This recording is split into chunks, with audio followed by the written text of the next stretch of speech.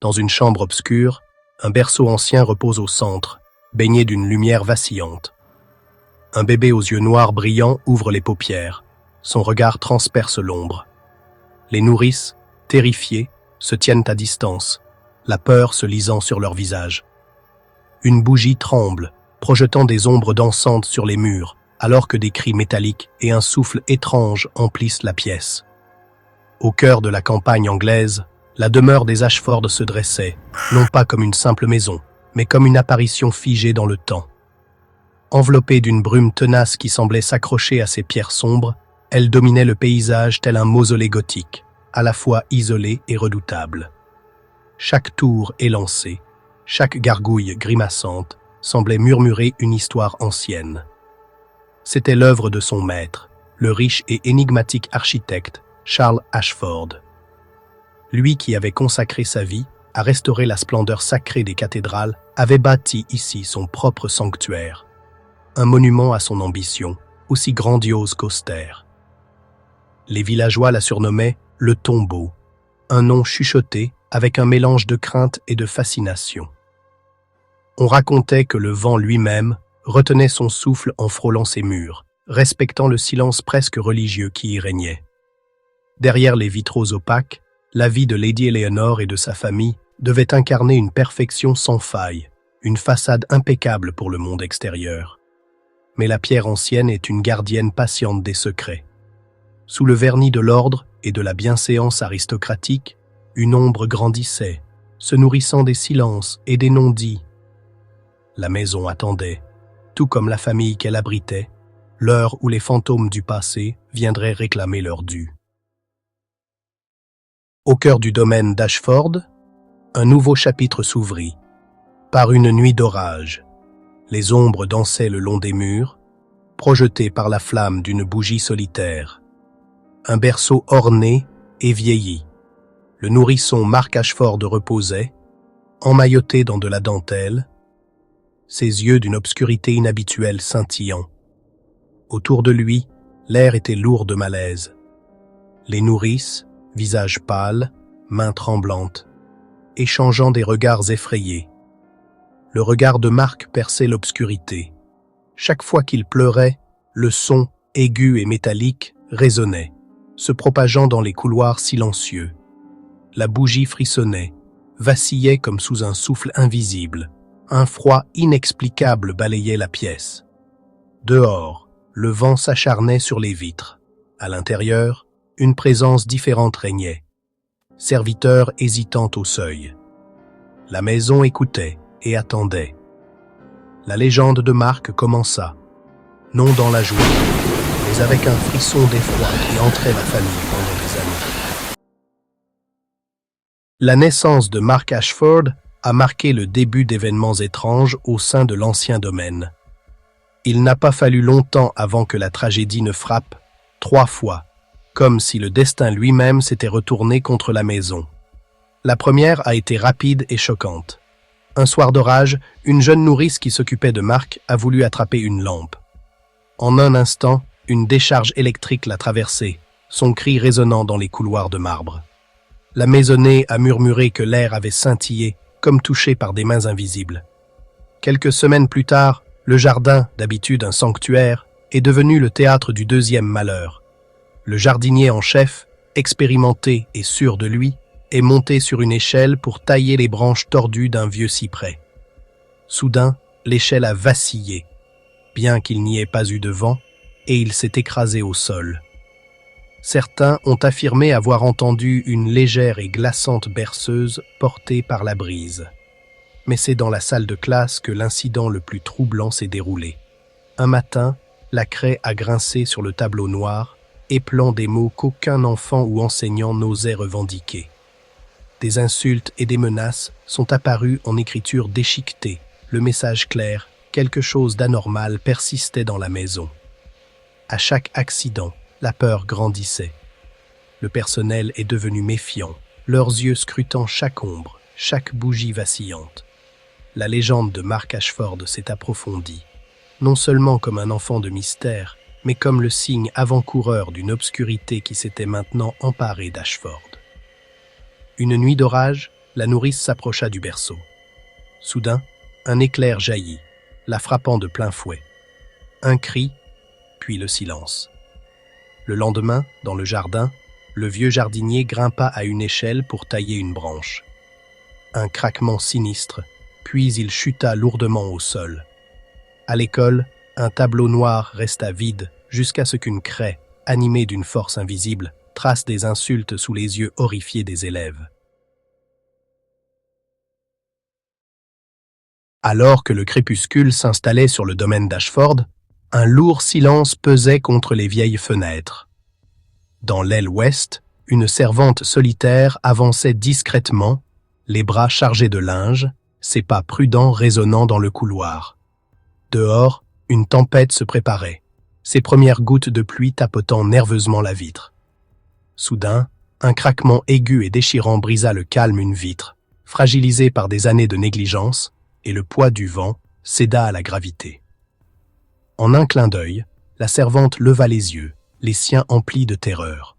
La fenêtre explosa, des éclats tombant en une pluie scintillante et impitoyable. Avec une finalité rapide et écœurante, le plus grand fragment trouva sa cible. Il y eut un cri guttural, une supplication désespérée et sans mots qui fut instantanément interrompue. Le silence qui s'ensuivit fut absolu, rompu seulement par le bruit sourd et humide de sa tête atterrissant sur l'herbe gorgée de pluie.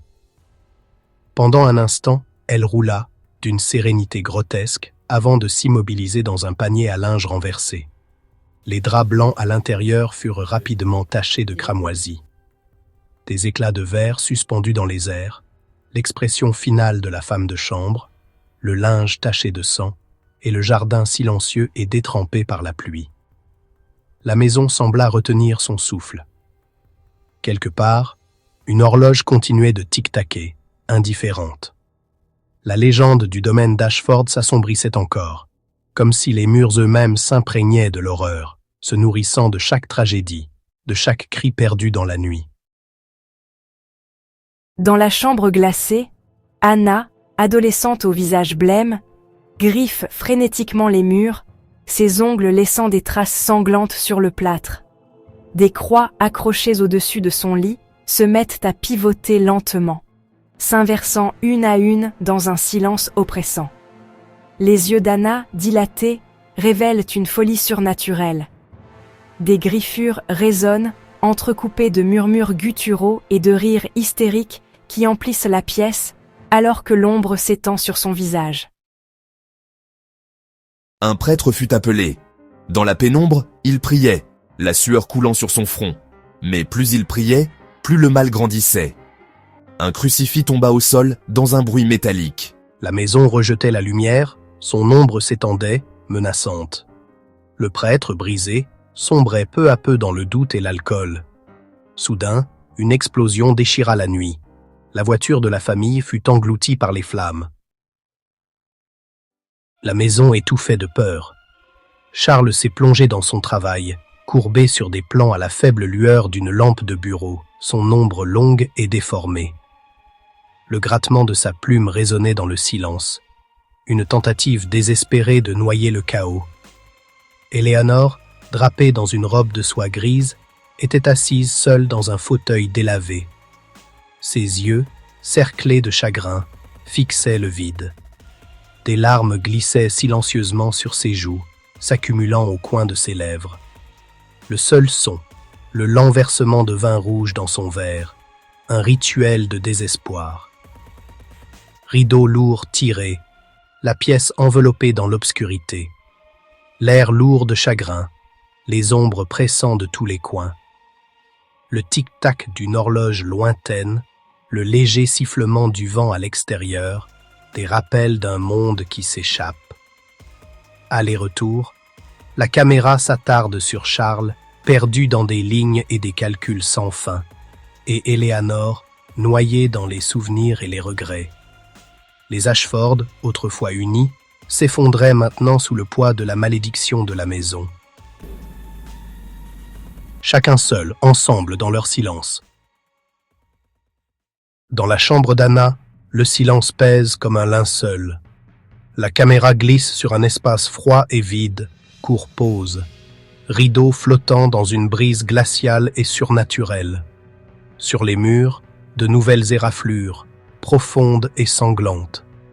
Ces marques racontent le récit d'une lutte désespérée. Au-dessus du lit renversé, des croix inversées, dessinées en cramoisi, tachent le papier peint écaillé. Une fenêtre s'ouvre sur la nuit, laissant l'obscurité se répandre sur le chaos des meubles renversés. Un tableau brisé sur le sol. L'objectif s'attarde sur une photo de famille brisée, son verre fracturé, reflétant la lumière pâle et maladive qui emplit maintenant la pièce. Soudain, un souffle guttural et démoniaque traverse l'air, s'enroulant autour de chaque recoin. Le seul autre son est le goutte-à-goutte régulier et terrifiant du sang tombant sur les planchers en bois. Chaque goutte résonne comme un compte à rebours. Anna a disparu. Son absence flotte dans l'air, épaisse de l'odeur métallique de la terreur. La pièce est une scène de crime du surnaturel. Un lieu où l'horreur et le mystère ont laissé leurs cicatrices. Quoi que ce soit qui ait pris Anna, il n'a laissé derrière lui que le chaos et la certitude glaçante que la malédiction d'Ashford AWW revendiquait une autre âme. La nuit tombe lourdement sur le domaine d'Ashford, ses vieilles pierres étouffant sous le poids des secrets et du chagrin. Dans le jardin, Charles se tient seul près de la vieille fontaine. Le clair de lune révèle le tremblement de ses mains, il se penche sur l'eau saumâtre. Son reflet, déformé et hanté, le fixe, yeux creusés par des nuits blanches et une culpabilité sans fin. Avec un souffle tremblant, il succombe à l'attraction du désespoir. L'eau ondule, puis s'immobilise. Sa lutte finale s'évanouit dans le silence. Seul le faible clapotis de l'eau contre la pierre demeure. Un requiem pour une âme brisée. À l'intérieur, Eleanor erre dans les couloirs assombris, sa soie fanée frôlant le sol. Elle s'arrête devant un ancien portrait, yeux peints, larges et accusateurs. Ses pas résonnent. Elle s'approche du grand escalier, une corde serrée dans des mains tremblantes. Elle fait le nœud en silence. Son regard ne quitte jamais le portrait au-dessus. Avec un dernier souffle désespéré, elle s'avance dans le vide. La corde grince et se balance doucement. Eleanor est suspendue entre les ombres et la mémoire. Ses yeux, grands, vitreux, sont fixés à jamais sur le passé. La maison, autrefois vivante, se noie maintenant dans le silence. Le doux goutte-à-goutte de l'eau, le gémissement plaintif du bois, le lourd silence de la tragédie. La malédiction d'Ashford a fait ses propres victimes, ne laissant que l'obscurité derrière elle.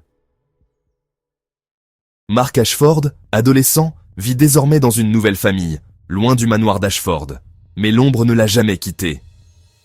Dans la pénombre d'une salle à manger, il est assis, immobile, entouré de sa famille adoptive. Son visage est pâle, figé, ses yeux noirs profonds semblent avaler la lumière. Autour de lui, la famille, pétrifiée, échange des regards inquiets, comme si un froid surnaturel s'était abattu sur la pièce. Les ombres rampent lentement sur les murs, s'étirant, s'enroulant autour des membres de la famille. La lumière des lampes vacille, aspirée vers les yeux insondables de Mark. Un souffle grave et des chuchotements démoniaques emplissent l'air. Invisible, mais oppressant. La famille retient son souffle, paralysée par une peur viscérale. Mark ne bouge pas. Son regard fixe, vide, absorbe la lumière et l'espoir. Les ombres s'épaississent, la pièce s'assombrit, comme si la nuit elle-même s'invitait à table. Partout où Mark va, les démons trouvent un nouveau foyer. Les murs se couvrent de silhouettes sinistres, la température chute, et l'air devient lourd, presque irrespirable. Les membres de la famille adoptive, impuissants, sentant la présence d'un mal ancien s'installer. Des murmures gutturaux résonnent, comme si la maison elle-même suppliait qu'on la libère. Les yeux de Mark, autrefois innocents, ne reflétant plus la lumière. Il la dévore, ne laissant qu'un vide glacial. Un sourire inquiétant se dessine lentement sur ses lèvres. Alors que les violons stridents et les chœurs démoniaques montent, les ombres envahissent l'écran, engloutissant tout. L'héritage des Ashford ne s'éteint pas. Il se propage, prêt à consumer d'autres âmes.